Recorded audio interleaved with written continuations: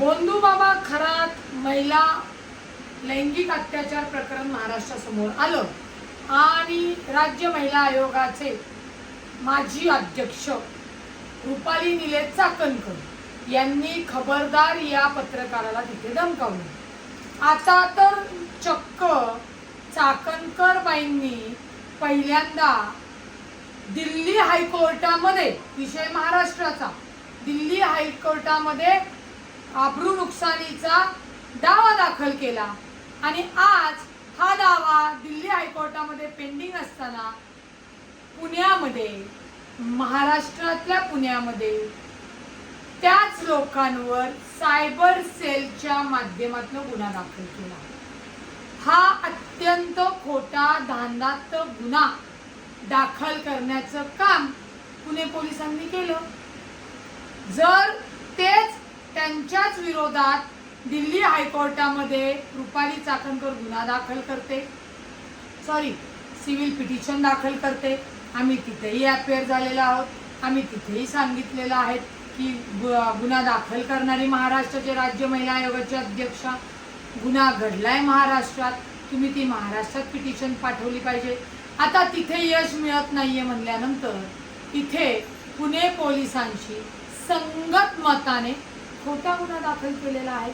मुळामध्ये त्या गुन्ह्यामध्ये त्यांनी असं दाखल एफआयआर केलेली की रुपाली निलेश चाकणकरवर लैंगिक अश्लील अशी घाण पोस्ट आम्ही केलेली।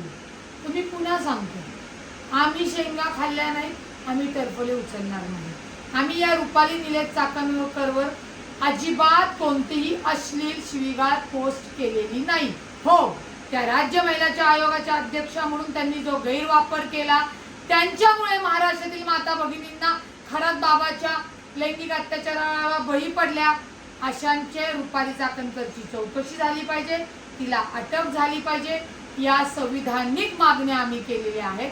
परंतु रुपाली निलेश चाकणकर सातत्याने प्रशासनाला हाताशी घेऊन जो काही खोटा गुन्हा दाखल केलेला आहे त्याच्या विरुद्ध लवकरच आम्ही कोर्टामध्ये सुद्धा त्याचं